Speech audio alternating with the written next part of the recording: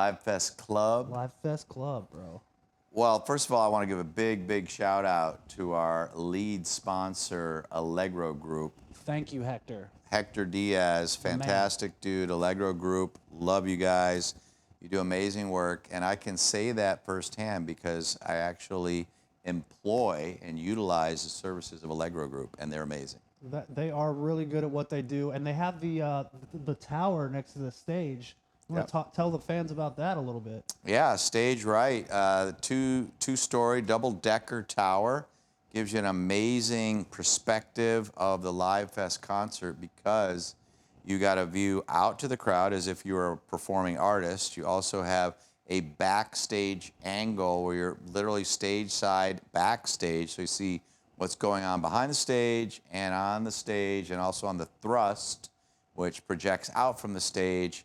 But like I said, what's really cool is you get every angle from there. And it comes with all you can eat, all you can drink. I mean, it's the highest level VIP experience that we have currently at LiveFest. But yeah, Algro Group owns the rights to that. Nice. Thank you, Hector. And I was going to mention the spread, actually, but you beat me to it. It was amazing food, the best catering around. So I want to talk about Japan.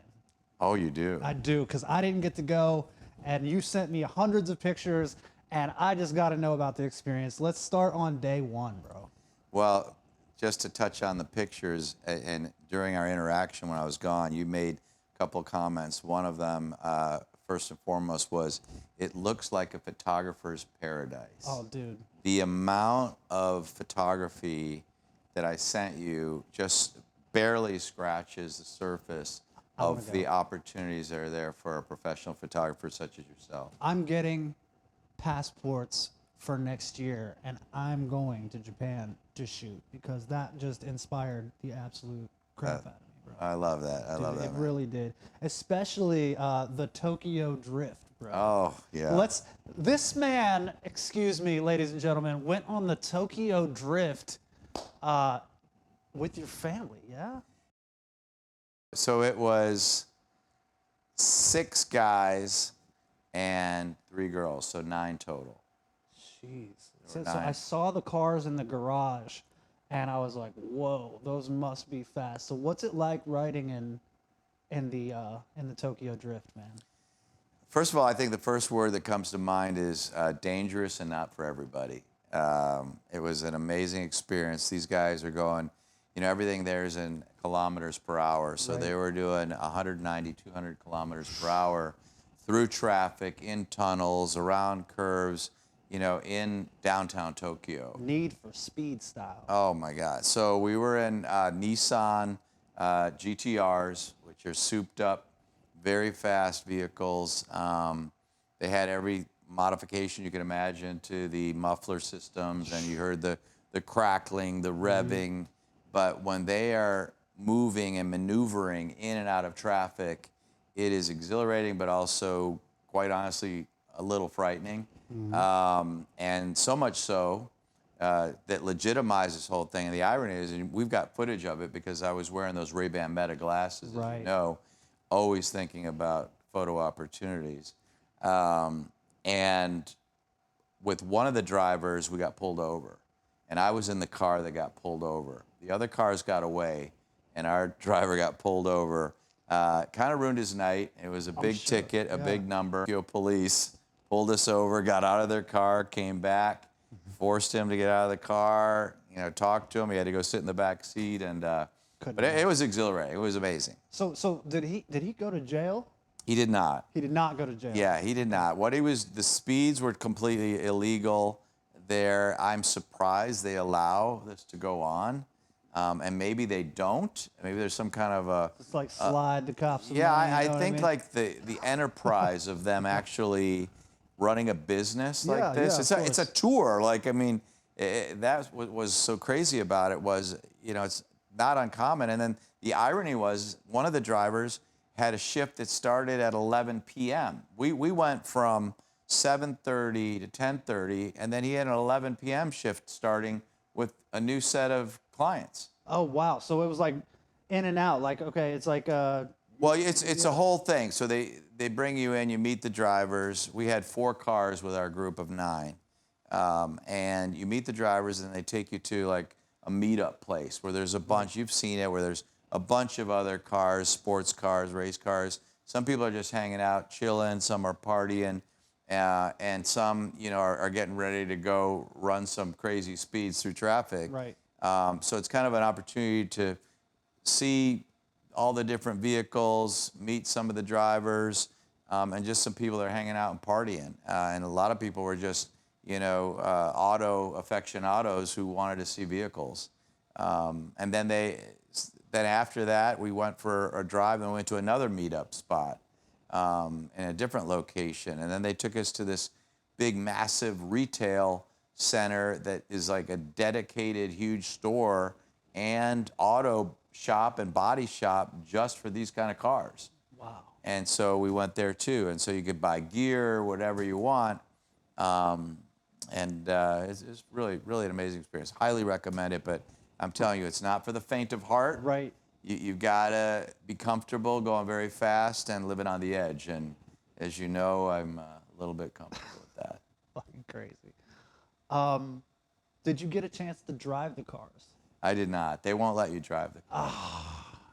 Not even, you couldn't just be like, hey, let me go. Well, I think about the risk that they would be taking, right? I guess so. They don't know who you are, right? True. And these guys, like the guys that were going the fastest when I was in their cars, some of them have been doing it for 5 years. Oh, okay. Like just that for 5 years. So yeah. they were probably driving fast cars before, but they're running Tokyo Drift for 5 years. So besides getting pulled over, what do you think what would you say is the most exciting part of the drift? I would say the weaving in and out of traffic, but what's really exciting but also concerning is when they roll into a major on or off ramp curve or turn, you feel those tires gripping and sliding at the same time. Yeah.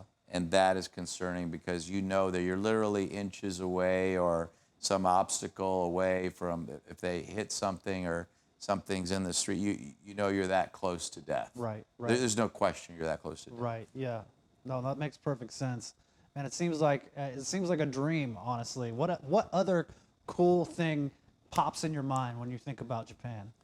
Oh, the city lights at night, the entertainment districts were just amazing. The whole nightlife scene was just amazing, full of neon and vibrant life, tons of people. It was super, super safe country, Michael, very safe. You could let your kids literally run around even the shadiest areas at 10, 12, 2 a.m. Wow. And you'd feel comfortable. Everyone there treats everyone with a ton of respect. It's super clean environment, and there's like no crime. Wow. And so that was really, really amazing. But you could go into some of these bars. They would have bars lined up literally every 20 feet, and I'm not exaggerating, but you'd walk down these small alleys, and every 20 feet there's another bar. And the bar is like a fully outfitted bar with all different types of bottles of everything you'd imagine: bourbon, whiskey, sake, everything. Wow.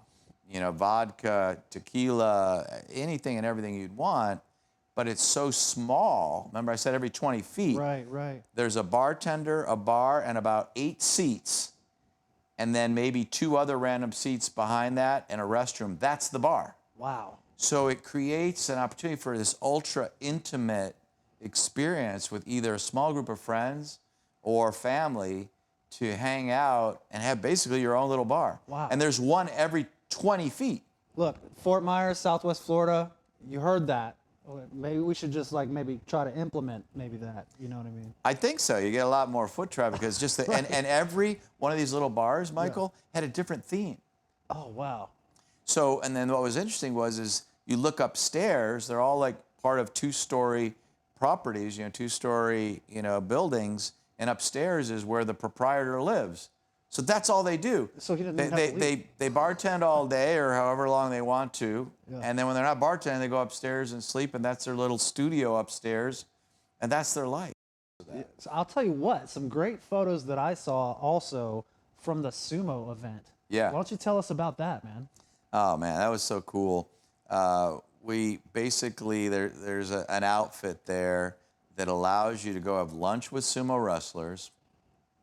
Sumo wrestlers get up and talk about their training and how long they've been doing it and what their typical protocols are before a fight, during a fight, after a fight. And it's very traditional. They follow a lot of tradition. And then after they explain the whole art of sumo wrestling, two very large men, sumo wrestlers, just like you see in the movies.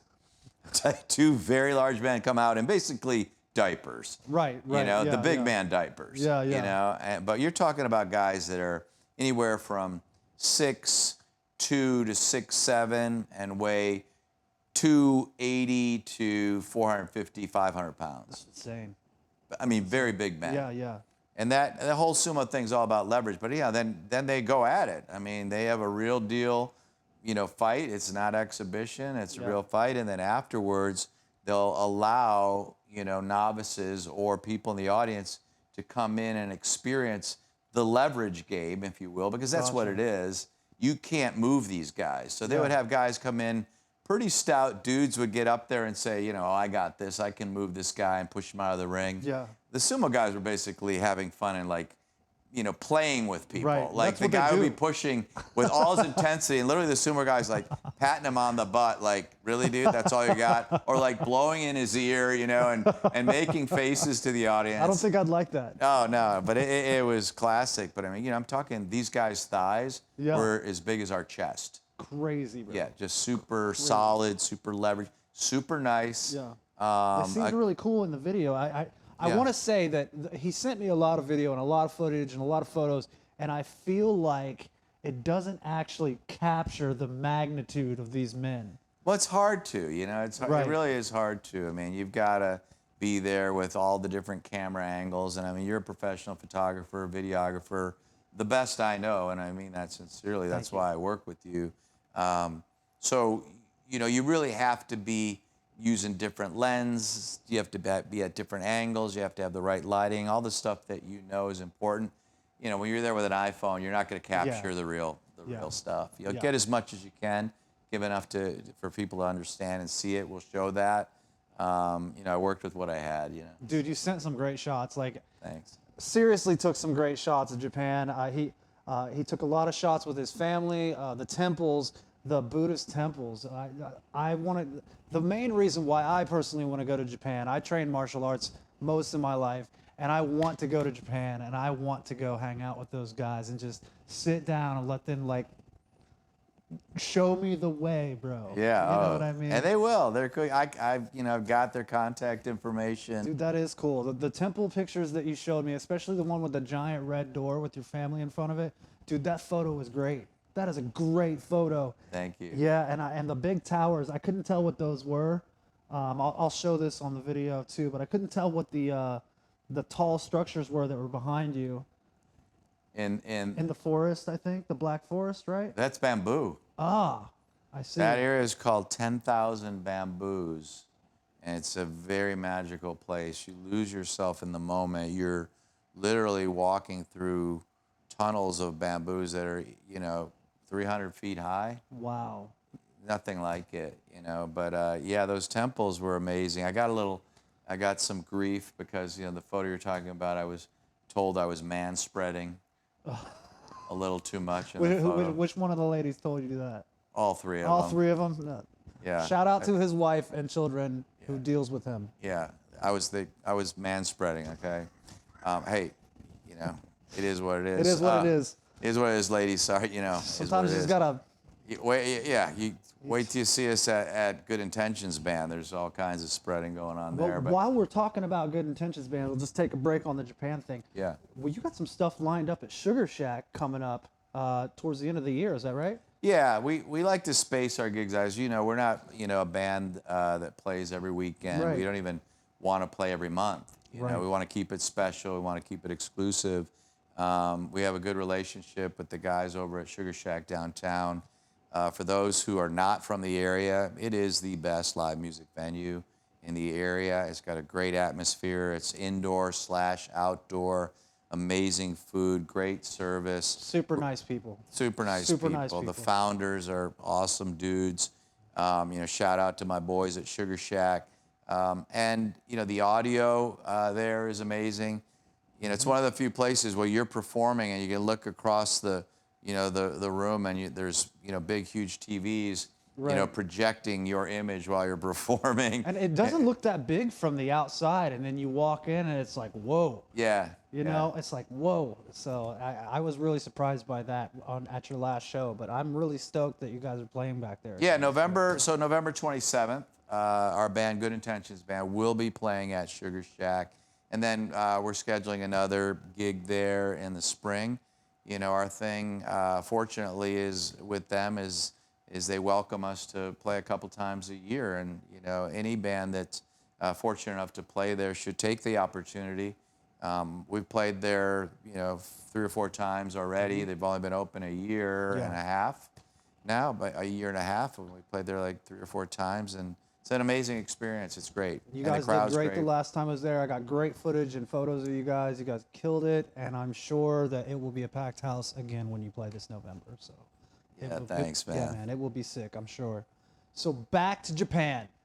I saw you in a enclosure with a deer who was bowing to you. What is going on? Let's back up for a second. That wasn't an enclosure. What is that? That is an open park.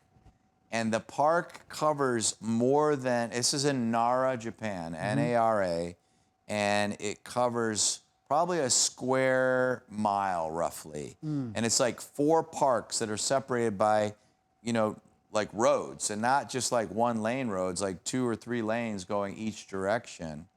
And these wild deer, anything from, the little baby deers, up to the bucks, are in there, and they are wild. They're running free. Yeah. And they interact with human beings like they coexist without any fear of the human beings. And that's what makes it so special. So there's a mutual respect and trust between the animals and the humans, where the animals are not afraid. Right. And you can feed them, and really all you should be feeding them is the natural stuff that's there. So there's a lot of pine trees there. And what you want to do is grab, if you're tall enough, you can grab, dark green pine straw from a live pine tree, and you could feed them that. And it's really kind of cute, because if you have some of that pine straw and you're just walking around, a deer, small or very large, will come up to you and like tug on your shirt, like, "Hey, dude, can I have some of that pine straw that's in your hand?" Let me get that. And you're a little nervous because you're like, "You're bigger than me, and I've never seen a buck with those many points on their horns. Yeah, you can have my pine straw, right? I'm nowhere away." But and so, like I said, the Asians are very respectful. So, they bow, and it means a lot of different things. But the biggest thing is it shows a sign of respect and also gratitude. And so there's a video of me bowing to a big buck who bows 5 times with me in unison, and then I feed him. And that's pretty rare, because usually what I've been told is they'll only bow once or twice, and then they get impatient. Right, and then they want the food. Yeah. This dude was bowing with me. He probably would have gone 6, 8 bows. I don't know. Yeah. But after 5, I was getting a little nervous. I was like, again, you're a lot bigger than me. Those horns look sharp. Here's your food. Yeah. But yeah, it was cool. And they cross the street. They walk across the street like it's nothing. The cars are like, "Uh-oh, we got to slow down." And and they walk the crosswalks. That's crazy. With people. So there's like people walking across the crosswalk, and you look and there's like 3 deer alongside of you. That's insane. This is in Nara, Japan? Nara, Japan. I want to check that out. Yeah. I definitely do. Highly recommend. What was your favorite part of the whole trip? Besides hanging out with his family, obviously. Yeah, of course. I would say Nara touches your heart, but I would say the Tokyo Drift touches your adrenaline. And I like adrenaline, so I would give it to the Tokyo Drift as far as like intensity. And I would say, the overall thing is I have a ton of respect now for Japan. I've always wanted to go there, but I have a ton of respect for it. Highly recommend it. It's super safe, and just the people are amazing. That's sick. I've always been like, America, America, America, because it's so vast here. Yeah. You know, but I've always loved the Japanese culture. I like culture in any instance, but I don't have that big of a want to travel to a lot of places, but Japan is one of those places. Yeah. You know what I mean? I mean, I also had like Hiroshima on my schedule when I was there. I was going to go with a couple of the guys that were with us. And we were a group of 12 in total, 3 different families. And there were 3 guys that we thought about going to Hiroshima, but I gave it second thought just because, you know, obviously that was ground zero, one of the cities that ended World War II with, you know, the nuclear bomb. But I also had a lot of compassion and feelings for all the souls that were lost that day and subsequent years to follow from the radiation. Yeah. And so the night before, I just had feelings about it, and I said, you know what, I'm gonna pass on that. Yeah. And I'm gonna leave that as it is. I'm not sure. That's really respectful. That's Thank you. really respectable because I've done a lot of research and study on World War II, and it's just my mind just simply can't fathom, you know, all that chaos and just right now, you know what I mean? And just I don't know that I'd want to go there either. I want to see the beauty. Not that I don't respect, total respect, but I want to see the beauty. I don't want to think about the destruction. You know what I mean? So I completely understand where Well you're said. coming Yeah. from. No, it's amazing. I mean, they have a lot of variety there. Of course, there's Mount Fuji.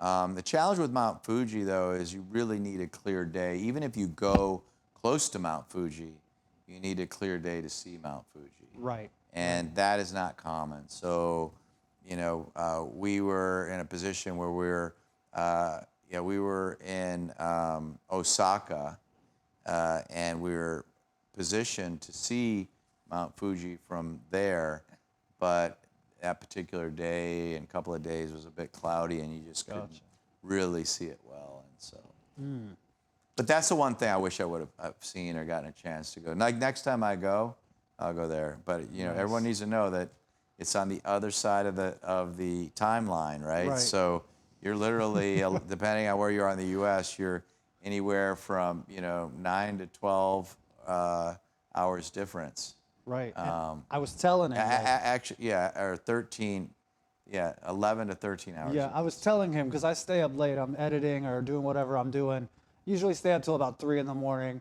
And I was telling him, I was searching on my phone, what time is it in Japan right now? And if I knew thought he was awake, I would text before I went to sleep, just like, what are you doing today? I needed to know. And he sent so many pictures. Like, I wanted to start editing them, but I didn't get to go. So I didn't want to start posting them to my page, but I will edit some, and it'll be on the LiveFest Club page. And we'll also have some on the All Access Photography page. Yeah. Yeah, they're really cool, really, really cool. Highly recommend All Access Photography page. Thank you. Of course, LiveFest Club, but some of the stuff that Michael, that you do is just amazing. And, you know, I've told you about that. And what I love to see is, you know, our whole thing is, you know, and for those who don't know Michael, he's a professional musician as well as a skilled fighter. But he's a professional physician. Musician.